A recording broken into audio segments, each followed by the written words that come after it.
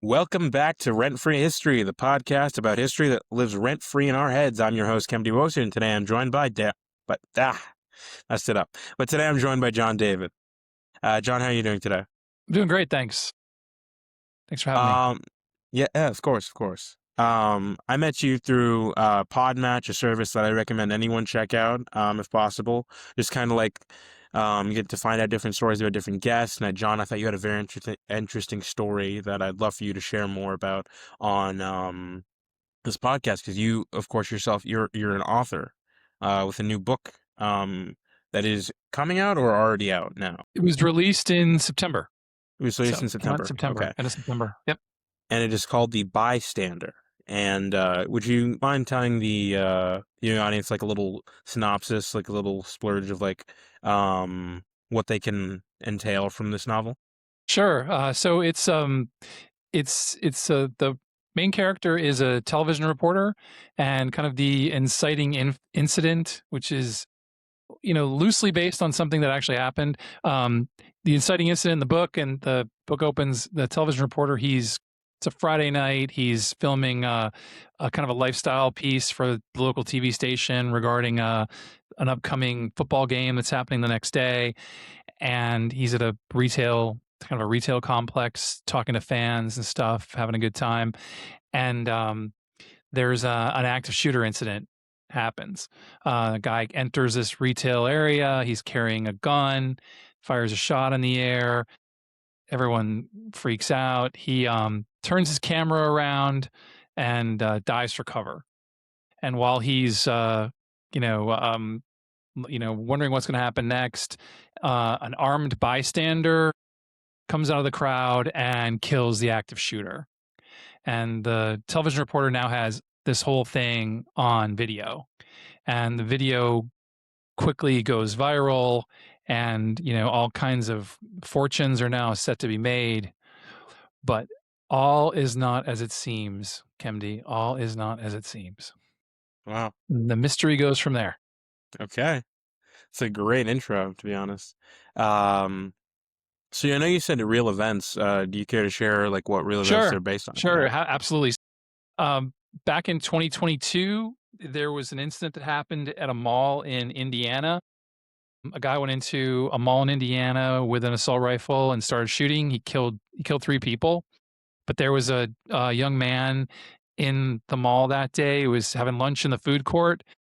His name is Eli Dickin, real person, and he's an expert marksman, and he was carrying his handgun, and he took out his gun and he shot and killed the active shooter. So it was a real life incident. Armed bystander kills active shooter. And I was just fascinated by this whole thing. I was fascinated by how it happened. The guy's, a real life, genuine hero. He saved lives that day, saved his own life probably, and saved other people's lives.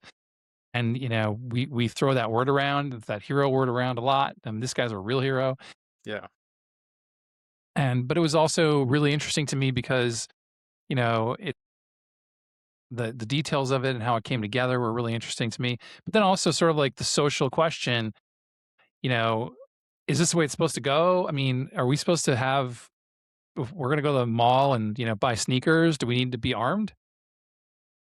And, some people think so. Some people don't think so. There's all kinds of, there's many sides to this, gun rights and gun issue in the United States.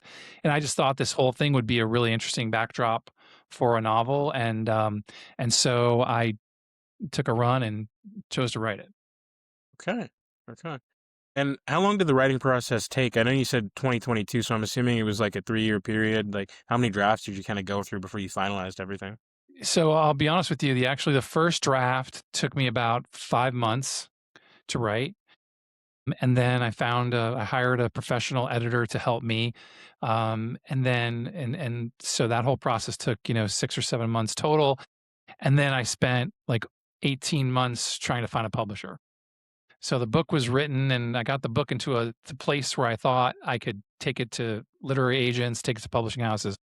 And it took me 1.5 years to find somebody who was interested in it, which is just this whole crazy process. The publishing process is crazy. It's really kind of nutty. In my opinion, even though book publishing was just has been dramatically disrupted, a few times, given, like you look at what Jeff Bezos and Amazon did to publishing. It's still, to me, publishing, particularly novels, seems like an incredibly inefficient process. And so it took a long time to find someone who's interested in my book. But fortunately, I was fortunate. I got Thule Publishing, based in California. They liked it, and they published it. Okay. What did you say is like your favorite part about the whole writing process? Is it like for example, because I'm assuming this isn't your first book. Was it like, is it kind of like different depending on if it's like something fictional as opposed to like something that's based more on real life? Well, so this is my second book. I wrote a Your I wrote a second. nonfiction business book. Okay. Um, whatever. I guess the joke is favorite part. My favorite part is when I type the end at the end when I'm done. Like, that's my favorite part. But I think I think that for writing, when you're writing a novel, I think your favorite part is just the creative process. And for me, I write mystery novels, and I was fortunate enough that Thule asked me to write a series. So I've already written the second book in the series, and I'm working on the third book in the series. And the process of kind of coming up with, fun and interesting, characters and plot twists, and like that's to me is the best part of the whole process. I had to ask this question because I thought it from like the first time I kind of read your little about section. Was it inspired at all by Nightcrawler? Like, was there any kind of inspiration? So that's the Jake Gyllenhaal movie. Yes. That one. You know, I gotta say no, because I have a recollection of seeing like bits and pieces of that movie, but I didn't see it. I didn't see it beginning to end, and so it's probably like a comp, to my book. If there was a movie comp to it, but it's it's really based on this one event, and then my kind of look at so I'm a public relations consultant by trade. That's my day job, my real job. This is Hmm. my kind of side job. And so I've followed journalism. I went to journalism school in college, and I've worked with hundreds, maybe thousands of journalists probably in my career. And so that's kind of the angle of approach I took. Um, and it was more of like, okay, there's this event that happened, and I'm going to kind of make my own fictionalized version of it, and then see where it takes me based on my own sensibilities. Okay. Um, so what would you say changes in the what from like the sequel perspective? Because when you were writing the first one, did you think it was going to be like a like a one-off type of thing, Yeah, I mean, or it was written. So I wrote it, and I'd never written a novel before, so I didn't really know what I was doing. It's like, so I didn't know the process. I didn't know the industry very well. And I wrote it, and then the first editor I hired is a guy named Robert Astle, a very smart guy, and he said, this could be a series, and that's what publishers are looking for these days. A lot of them see, so call it, say it was written as a standalone, but it has series potential. So it could have been a standalone, but leave the door open if a publisher was interested in a series. And I was certainly open to writing a series. I just, but without knowing what was coming next, meaning I have, someone's got to offer you that, right? You can go say, yeah, I'm ready to write 9 books, right? But I mean, someone has to be interested in it. So that's how I marketed it as a standalone with series potential. And as I was writing it, and as I was pitching it, I started working on the second book, and kind of working my way through it. Um, I had the idea rolling kind of before I got signed before Thule bought the first one. okay? Um, has there been any talk about like adapting it in any way, or It's this, whatever pipe yeah, I'm dream sure you kind of can't, like, a if there thing. is, you probably can't talk about it. Yeah, no, not that. It's just it's such a long shot. I think it's funny, like the publishing world, writing books and stuff. It's a really tough business. I think it's even crazier to try to get stuff, put, made into a streaming series or made into a movie. I think those people are really, they're really gluttons for punishment. I've had a couple of conversations with some folks, but it's just, there was, like at least I've had conversations with some folks in California about it, but nothing solid. It's just it's not even a dream of mine. To be quite honest with you, I think it's too fantastical of a concept. I'd be open to it, but it seems to me like so be like, oh yeah, and they're going to invite you to go to the moon too, John. It's just like way out there. So So, I have one last point on the book. I just, do you see yourself like kind of like I know you have sequels that are like in development. Do you see yourself kind of like are there any other ideas that you kind of see? You don't, of course, have to talk about them if you don't want to, but are there any other ideas that you kind of want to see yourself kind of pursuing in the future, or yeah, I mean, just kind of like, I've kind of like laid out an idea for another, like a standalone project and I've worked on it a little bit, but it's not done yet.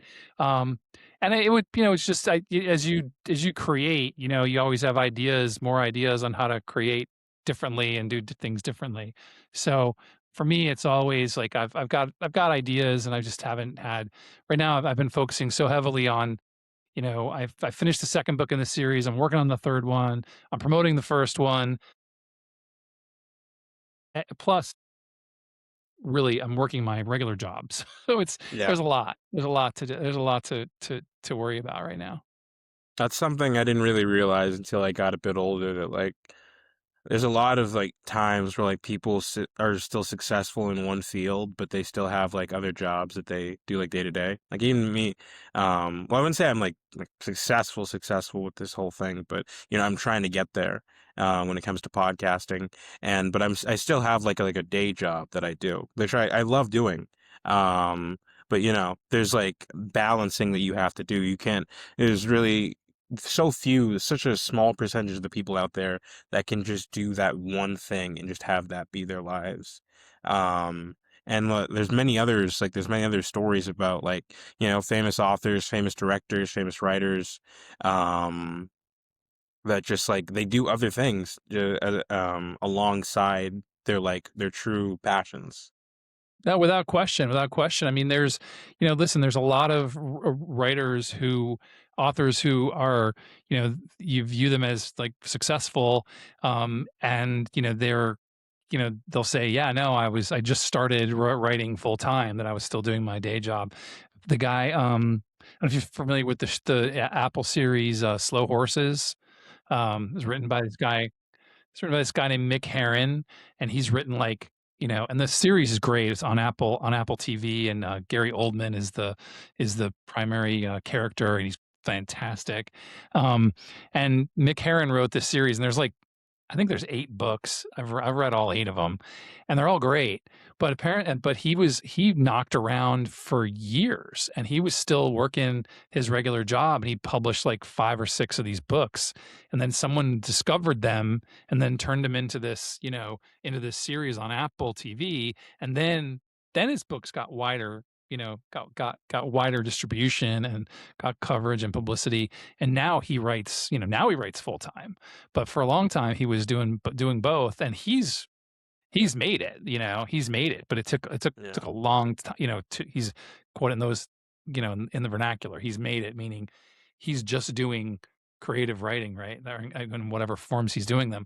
But it took a long time, and so I'm under no illusion that that this is my side hustle type of job. I'm trying to turn it into something more substantive, but it's going to be a bit before a few things got to bounce my way before I can be doing this 100% of the time. And I wanted to talk a bit more about like the virality kind of mentioned in like the subject matter of your book, the virality, like the nature of like the whole subject of the book, but then also how like virality kind of exploded with the internet, and how the internet kind of made reputations, I guess you could say, permanent in a way, and how like say like when I was not even alive yet, and before like the internet era, there was TV still, there was only a few channels plus whatever extra, anything extra you might have had, and then most information was just like seen through the newspaper, which was usually wrapped in a fish by the end of the day. Sure, um sure. and you'd get your major stories that everyone would read, but if like people didn't catch the newspaper that day and they didn't see it on TV, then they just didn't hear about it. And while a good section of America is still read and the world still read newspapers like that, it's nothing compared to how information travels nowadays. Oh, absolutely. Listen, you've just you've just outlined my professional life. I mean, I started as a public relations consultant. I'm still a public relations consultant. I was working more of a day as a day-to-day publicist, for 20 years. That's what I did.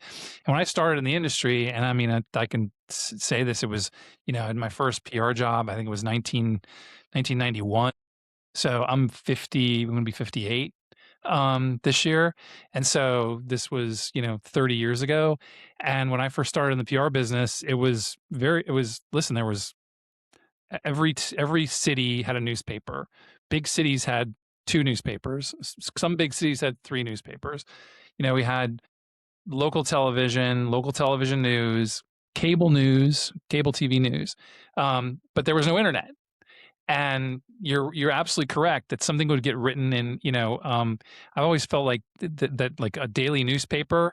It was like one of the most like whatever the least green product known to man, right? And it was also incredibly temporary because what would happen is, imagine this: you have a product and you send it out, you go through all this process to get it created, and then you take it and you drop it in somebody's front lawn or on their front porch in the morning, and by mid afternoon it's in the garbage can or it's being used to, like you say, wrap fish or whatever, start a fire in the backyard or whatever.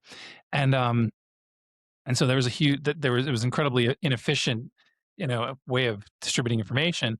And the internet came along, and that changed, that the digital media in general, very slowly changed everything. And then one thing that's really changed things is that digital is forever, right? I mean, digital, once something's up online, it's really tough to get it taken down. Yeah. And you're right, it does impact.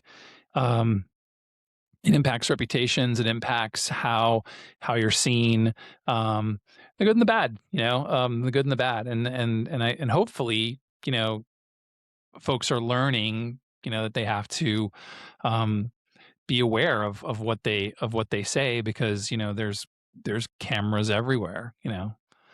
And I'm not even gonna even step into the world of AI and how fake stuff looks now, which is even Yeah. another whole other show, right?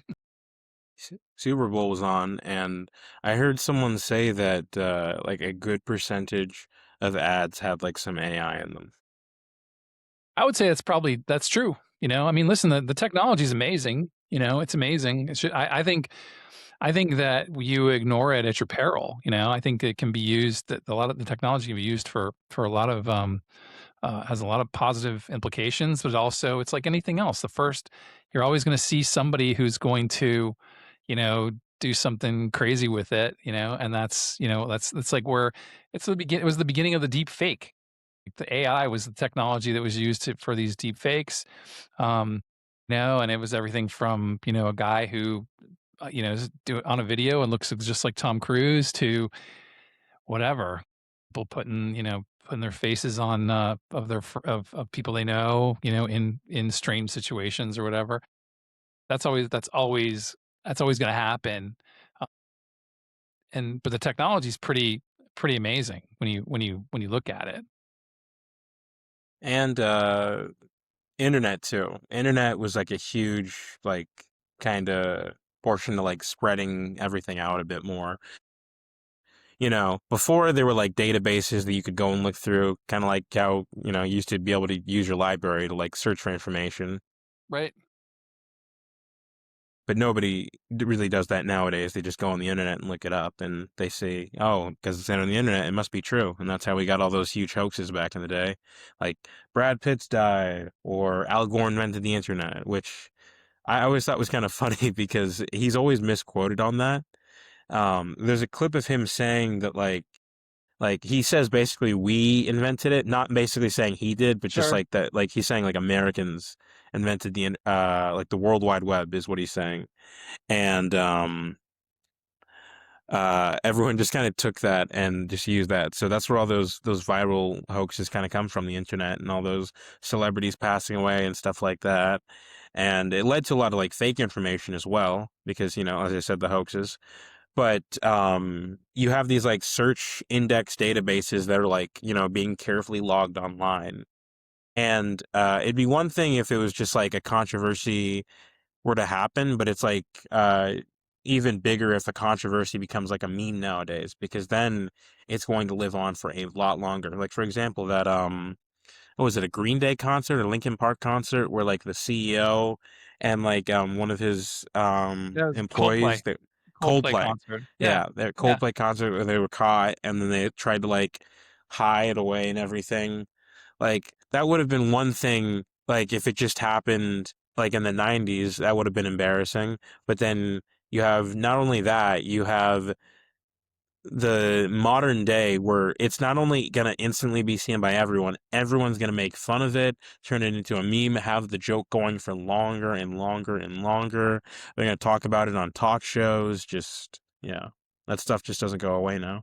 Yeah, I mean, yeah, yeah, correct. I would say I'm not going to argue with you. I think there's also the one thing is there might be some light at the end of the tunnel, and that like you're mentioning, it sort of happens really fast, and so it's so the process. Somebody's famous for a couple of minutes, these days, and then they're not anymore, and it doesn't sort of like linger on maybe as much because the news cycle is 24/7 and everything's happening really quick.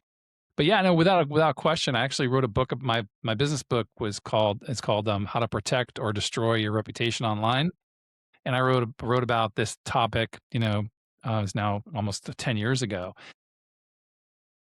and the reason I wrote the book was because you're just seeing these things, that somebody would do something, and it just stuck to them. You, the internet is forever kind of a thing. So part of it was just this guidebook of like how do you behave.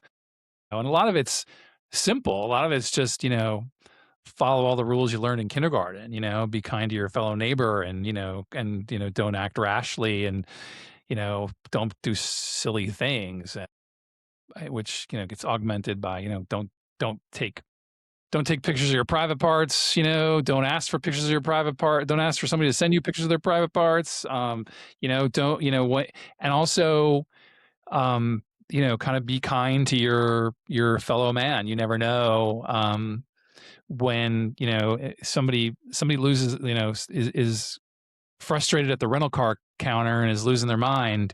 It's not your job to catalog that and stick it on the internet.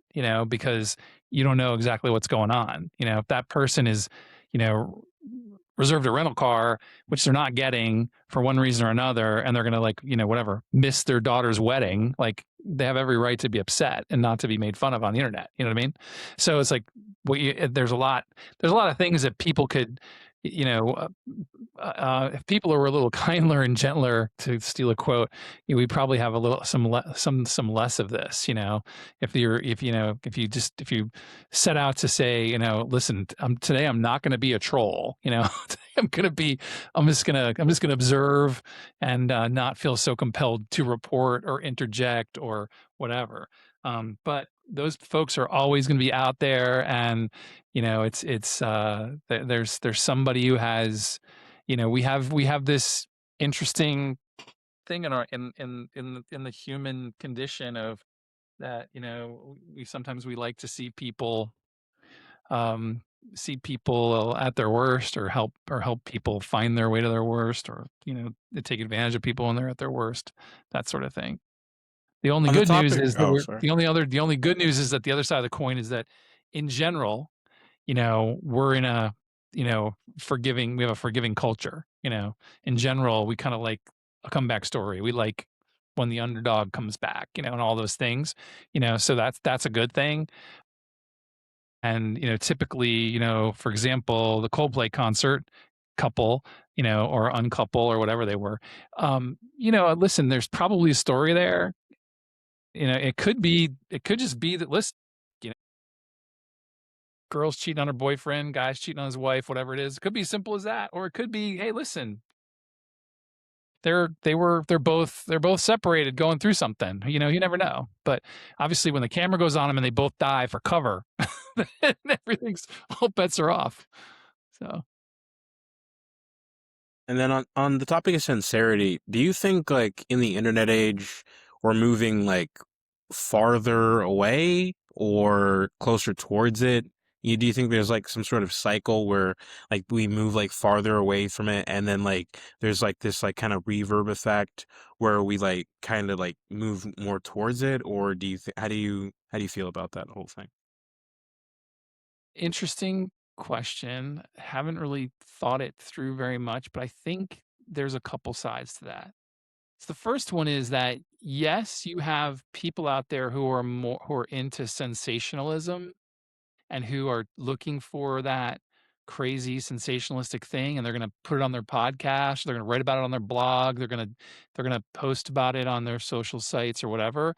Then at the same time, you have like thousands of like folks like you who are just trying who are having these honest conversations on their podcast and on their blogs, on their social media sites, where they're saying like, wait a second, what are we doing out there? Why are we saying this? I mean, what the internet has really done is it's democratized communication, where we were greatly influenced for a long time by daily newspapers and, you know three whatever it was, three network television state three television networks, your local newscast and maybe a couple of radio stations in a town.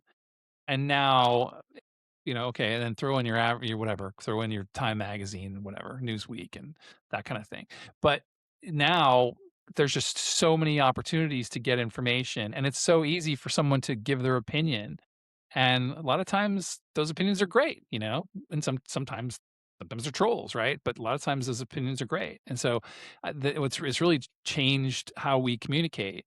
And I'm more of an optimist, so I think I like the idea that, we're you'll find your way to, the more authentic voices and voices of sensibility, and you'll push aside the voices of, whatever lunacy. All right.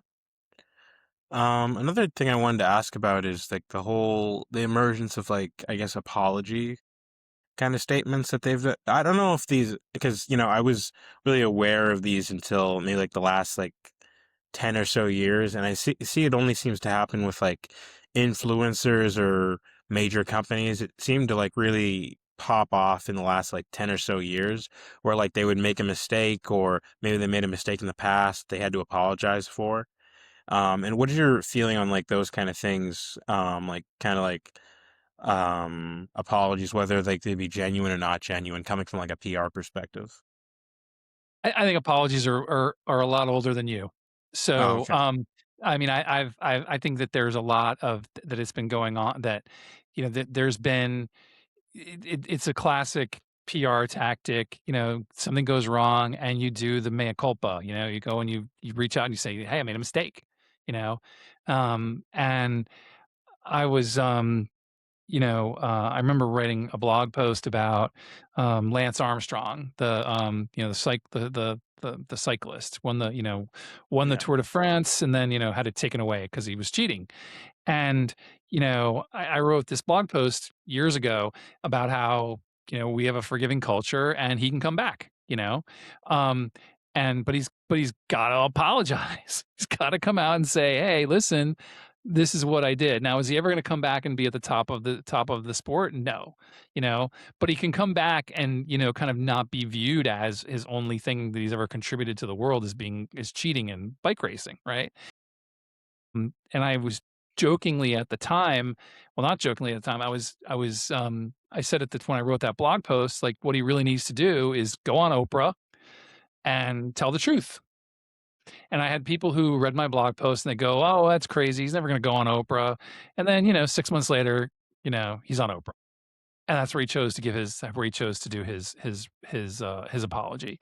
And these days, I think it sort of happens sooner. There's not the same because there's more ways of doing it. But most folks can, you can go on your, you can go on your on the news. There was a really good one years back. Trying to remember the name of it. There's a guy who was a football player for the Seattle Seahawks. Taylor, his name is Taylor. Seahawks are playing the 49ers, and this guy like made this great play at the end of the game, defensive. I think it was a cornerback or a safety for the Seahawks. Made this great play, and then he just was like a lunatic on the sideline after the game. He's being interviewed by sideline reporter. I want to say it was Aaron Andrews, and he was just a complete crazy person. Richard Sherman was his name. Richard Sherman. He was just like, and he was just like he had been. He was just. She interviewed him, and he was just insane because he shut down. I remember it was the guy was Michael Crabtree. Crabtree was Yeah. the wide receiver for the 49ers, and I was like, who is this guy? Because I'm on the East Coast and I'm a sad Miami Dolphins fan. So like I'm more of an AF. I follow the AFC more. I don't watch. I didn't wasn't watching a lot of Seattle because they're on the other coast. They're start later and all that stuff. And I had no idea who this guy was. And the next day, he holds a press conference. He basically says, "Listen, I was in the moment." And it turns out Richard Sherman, went to Stanford. He's incredibly well spoken. He's super smart, and he understood exactly what was going on when he said it. He was, he was being an emotional football player who's throwing his body around and doing this other stuff. And I guess Michael Crabtree got in his head, and he came up and he just said, "Listen, this is I'm in this emotional game, and I was a little bit wound up, and it's not generally who I am. But I'm not gonna apologize for being a football player, but I'm also like, I'm not proud of the way I comported myself. Simple, and he did it in a very a very eloquent way. And, so now it's whatever it is, 10 years later, and I wrote a whole piece about it, and I'm having trouble remember his name because we did such a good job. It's not even a memorable thing. It's not even something that sticks in your head because he just handled it properly. And I think that there's a lot of that. You can make a mistake. You can pull something on. You can send a mean tweet and retract it and say, listen, I was trying to be funny and I wasn't, and it wasn't funny, and most of the time, probably 90+% of the time, you're going to be fine, if you, but there's still, unless it's just so crazy or it's just deeply hurtful or deeply whatever, deeply sexist, deeply racist, deeply criminal, deeply something. Otherwise, you're probably most of us. Everybody makes mistakes, and so I always tell my kids I make mistakes every day. I have no problem telling you that I make mistakes every day. I make things go wrong. They don't go the way I expect them. Such is life. Don't hold me to some crazy standard. And again, not switching to just life. In life, don't hold me to some crazy standard because I'm a regular person like everybody else, and I make mistakes. And so if I make a mistake, I'm going to say I made a mistake, and hopefully I get to move on. Well, I feel like that's a good way to end things. Fair But that was enough. really productive. Okay. Yeah, I like to end things on like a more of like a really upbeat note. Sometimes you like do podcasts and then like there's that moment where like I'm reaching for the next question and then there's like an 8 minute gap of me going. Sure. I mean, I think in the communications world, it's again, I'm more optimistic about what the internet offers and what social media offers and what all these things offer. I'm more optimistic than I am pessimistic. As much as it's hard to see things and hard to be, there's a lot of political division in our country and there's a lot of name calling going on and crazy stuff like that's happening. But I think on the whole, I'm way more optimistic about it than I am pessimistic. I feel like it's a great kind of outlook to have just in life too. I mean, it's so easy to be pessimistic and just like be negative about anything and hate the world. And I Yeah, feel like, for sure. yeah, it's just better be nicer. All right. Well, thank you, John, for agreeing to do this. I really had a very nice chat with you. I'd like to implore everyone to check out John's book, The Bystander, and if you want, we could also plug your other book if you want. Sure. So yeah, my book that's out now is called The Bystander. It's available kind of everywhere books are sold. It's not going to be in your local bookstore, but you can order it from your local bookstore. You can order it from Barnes and Noble. You can also buy it on Amazon, Kindle format, paperback format. It's coming out an audiobook in April, late April 2026. More information on me is at my website's byjohndavid.com. And the second book in my series, which is called The Pawn, is the sequel to The Bystander. It releases in May 13th, 2026. So there will soon be two books. Was that one last thing? Is that like normal? Like, is it like when like a book's kind of like doing well, like they want to not like wait like a whole year, they want to kind of just get them out like a little after they're done? It's a good question. So my publisher really likes the series, and so they're really trying to get the series out as soon as they can get the series out. So Okay. it's not like book one is in 1 year, book two is in another year. It's more like book one comes out like book my first book came out in September. The second book's gonna be out in May. The third book they're shooting for like November.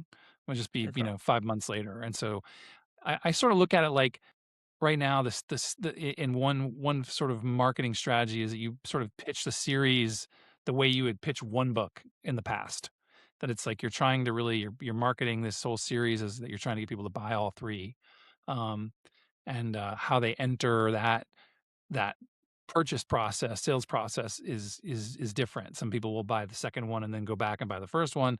Some people maybe you try to discount the first one to get them to buy that cheap and then they'll buy the second one. But it's a whole whatever big mind game or that we're in trying to and so and I'm kind of along for the ride.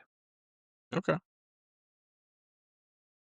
All right. Well, thanks again. Thank you to everyone who listened to this episode. Please go out and buy John's book.